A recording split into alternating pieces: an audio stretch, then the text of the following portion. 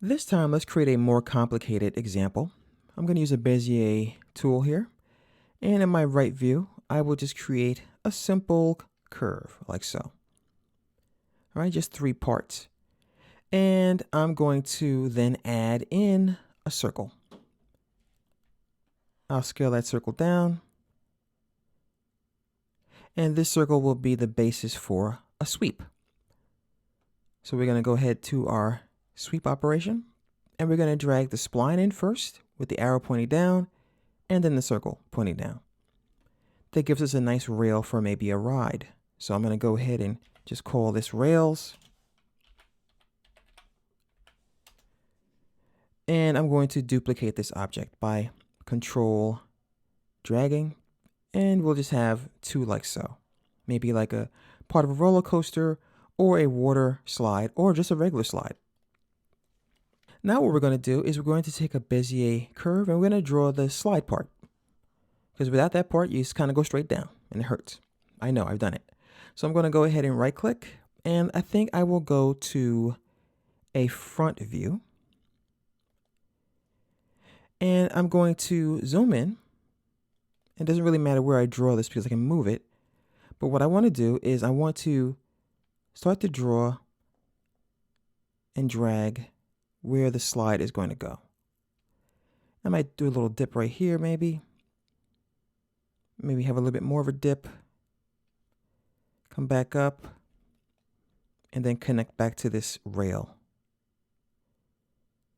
Okay, keep in mind I'm just showing an example of what you might do for a workflow. You would in reality, pay a lot more attention to where the points are going. But if you want to edit those points, simply go to your move tool, click on a point and simply finesse it. Big part of modeling. You're going to drop points in, you're going to finesse them later on. All right, that's just how it works. And I can grab these curves by grabbing these handles here, and I can smooth them out. So now I have this nice smooth curve, and I can smooth that out as well.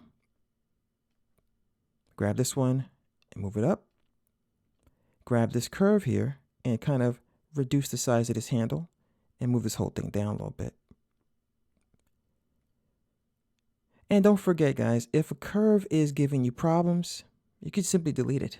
All right, so reduce the size of the handle a little bit, and there we go. I'm going to go to object mode for this particular shape. And you see that the rotational point or the pivot has moved. So what I'm going to do is go to this tool here, and I can simply put it back where it belongs. And I can turn this tool off. So now I can go ahead and simply move it. So I'll go ahead and put this shape where it belongs. Let me just put it at the front of this ride like so.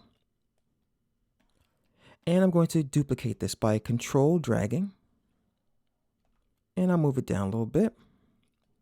Now, how many of these you need will depend on how smooth you want it to look.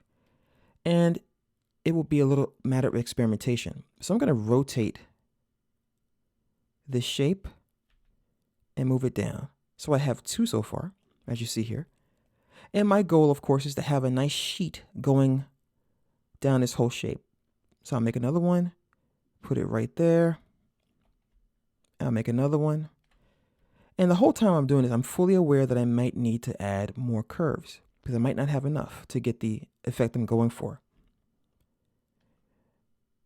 And I'm going to rotate this one as well. Try to follow the rail a little bit.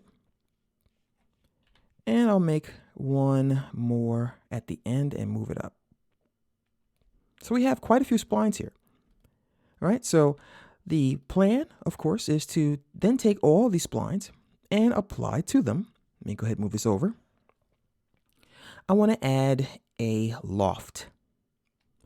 So I'm going to hold down the Shift key, grab all these guys and drag them into the loft until the arrow's pointing down. And kaboom, we have a slide. I'll go ahead and deselect that. And let's take a look at what we have. A nice curvy slide that somebody can go sliding down right into the dirt or the concrete. And that's happened to me as well. All right, guys, so as you can see here, splines give you the ability to create shapes that are very organic and quite difficult to create otherwise. So hopefully, you'll incorporate these into your workflow when you need to create all kinds of cool things like sails or flags, tents, any kind of really organic thing like a cape. All right. So once again, splines in conjunction with these operators here, like lathes and sweeps, lofts and extrudes, can really add to your workflow by giving you very nice organic shapes, almost as if though you were using Adobe Illustrator or another vector application in conjunction with Cinema 4D.